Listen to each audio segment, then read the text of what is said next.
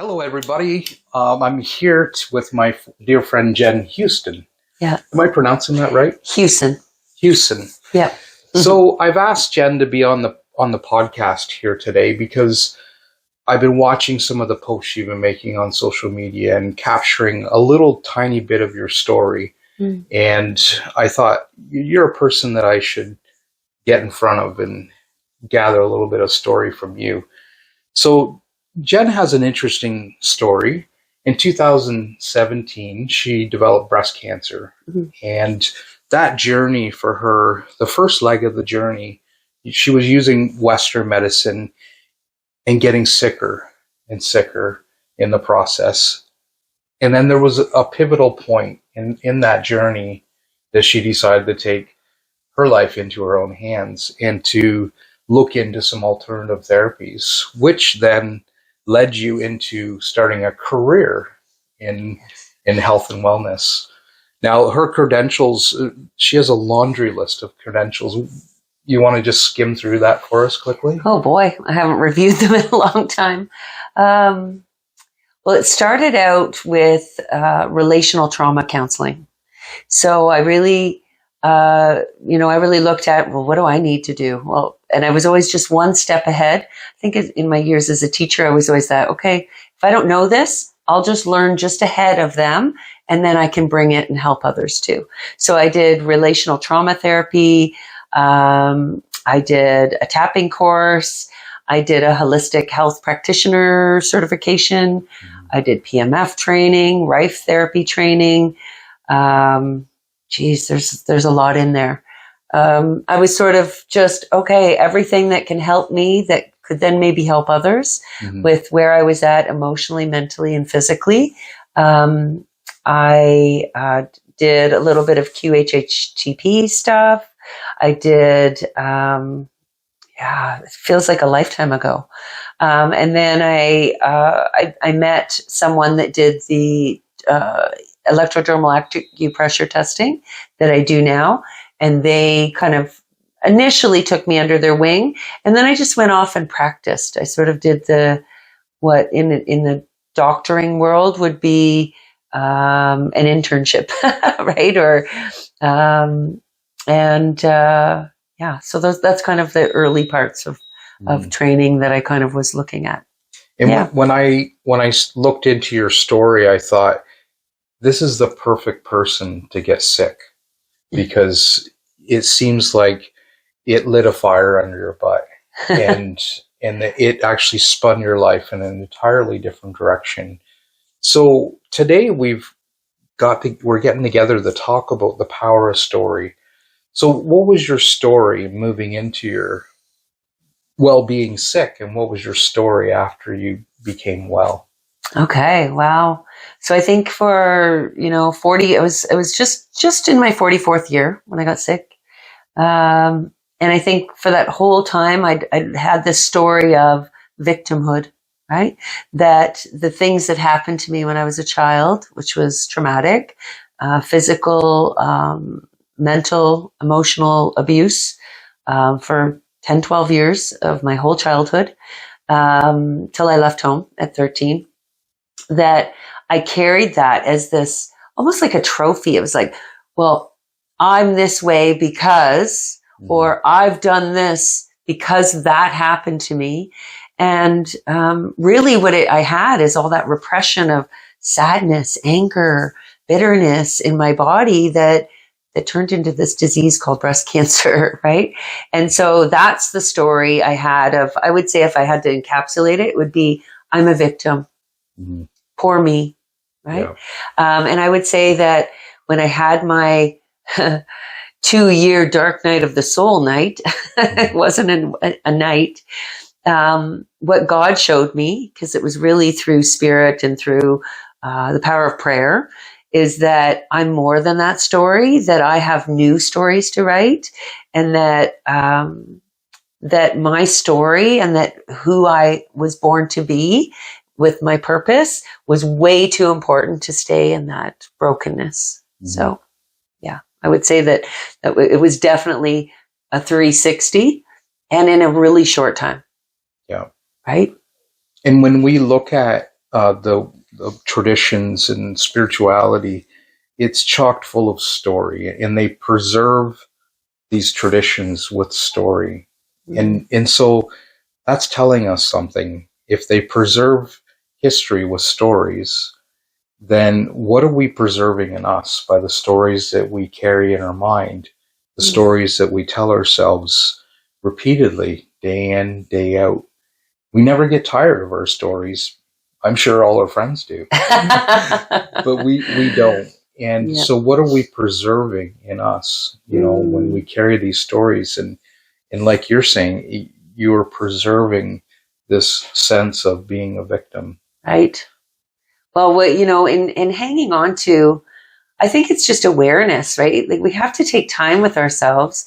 I'm reading your beautiful painting on the wall, to sit quietly until the silence becomes a love song in you. And I think when we sit and we hear the neurotic talk that our brain and minds can do, I followed a lot of Michael Singer's work, and thinking about that, how neurotic our minds can be, and that it's just a mind. We are not the mind.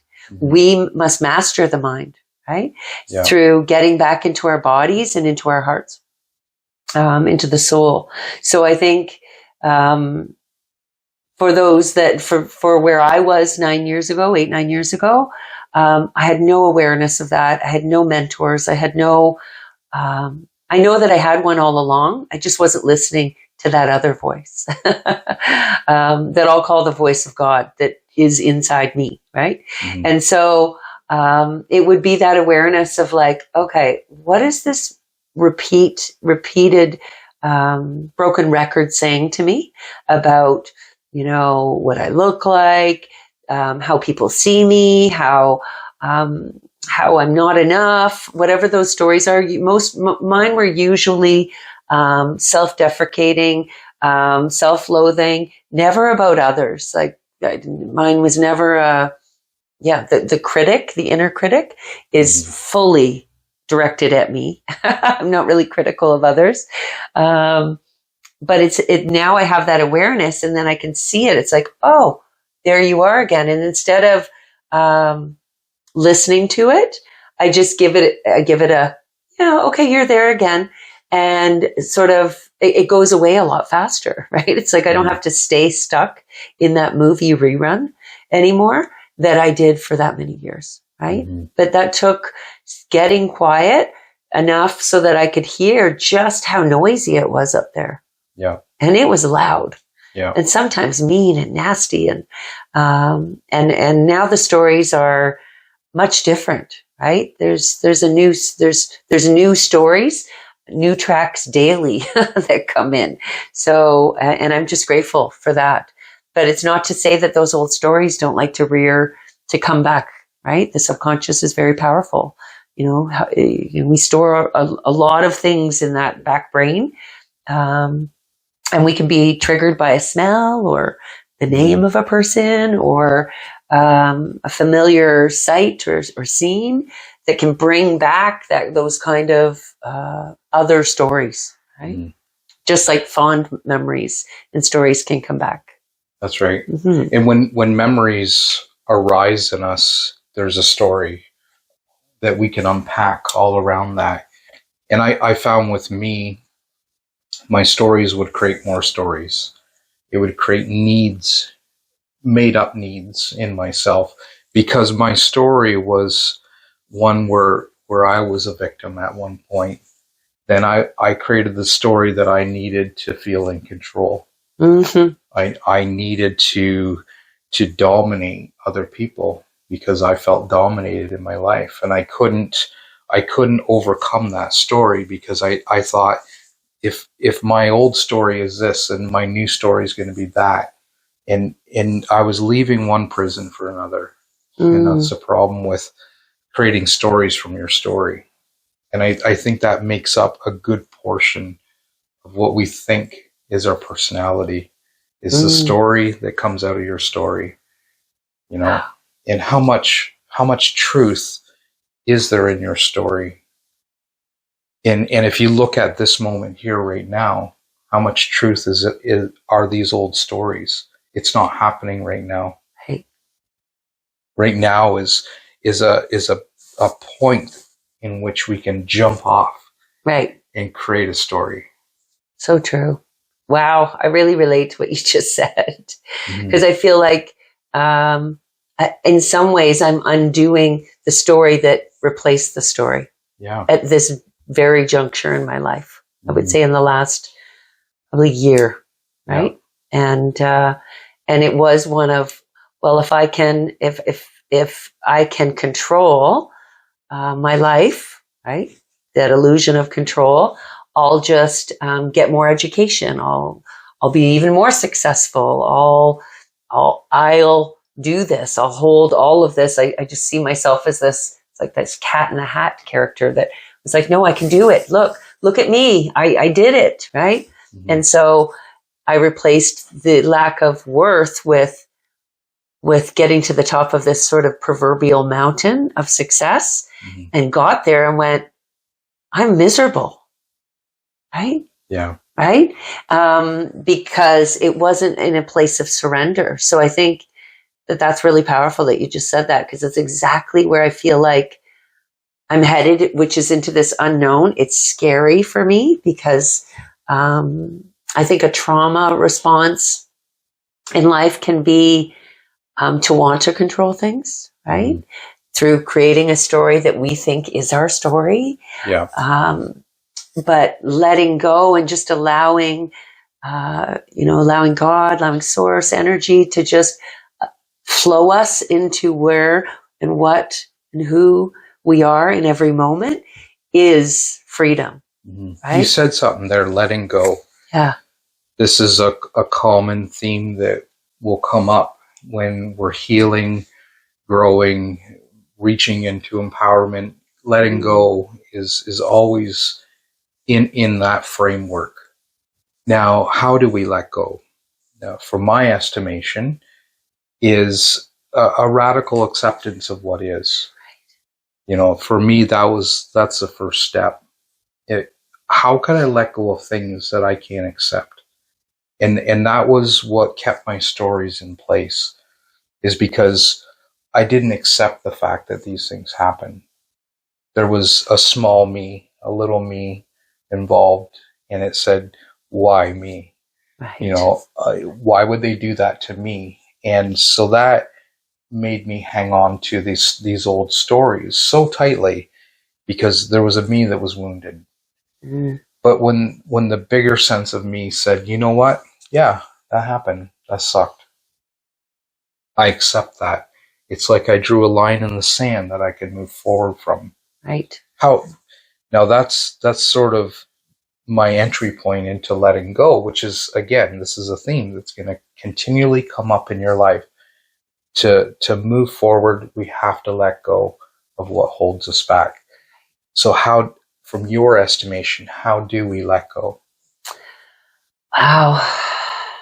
Well, I think for me, letting go, I go back to my spiritual practices, which is to just trust that I'm loved, that I'm taken care of, and that whatever lessons and plans that my God, my Creator, has for me, that it's meant to happen, and just to allow it to.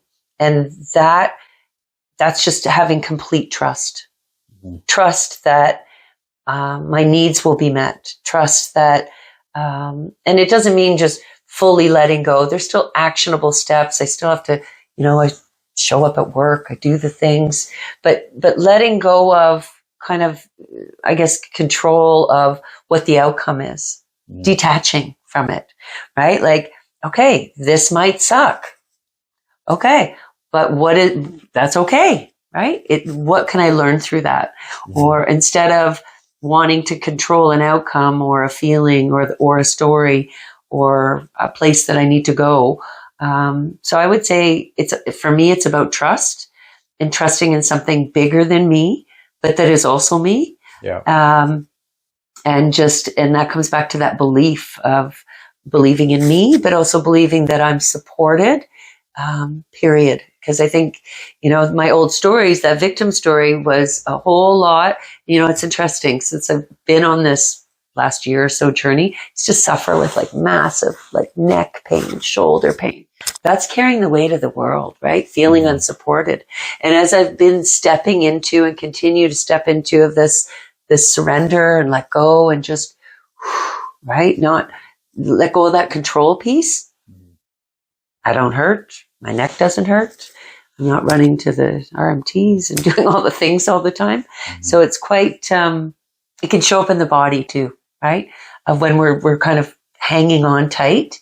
And I know there's more work to do, but I would say, to answer your question, I would say trust. And for me, it's through my spiritual connection and just knowing. It's a knowing. Yeah. And I see a lot of people in these times that they put more faith in their mind than they do their spirituality or their heart. You know, like I'm not saying we all need to be spiritual or we need to be religious or any certain way. But when there's no faith involved at all in our lives, and wherever you get that faith, and a lot of people will tell me they get it from nature. Great source. Yes, because, beautiful. You know, God's always speaking, and he speaks louder in nature because it's just so much more palatable for me.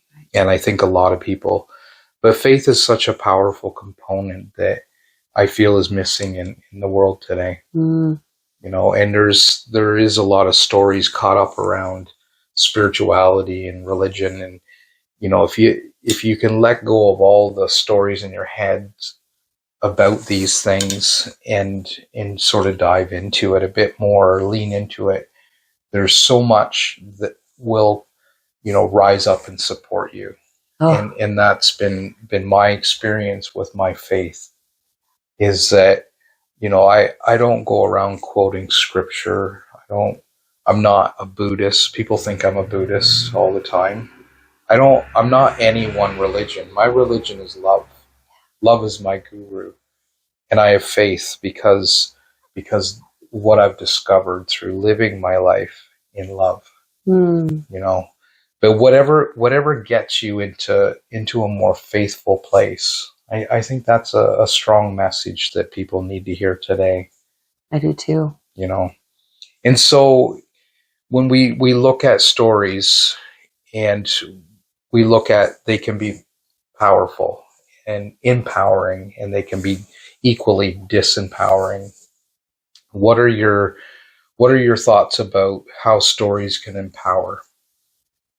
Wow. Well, I think, you know, even talking to you off camera today, like just that power of listening to story can really inspire, right? We can aspire through being inspired from someone's journey through life and what they've learned and the lessons and the hardships and when they came out the other side.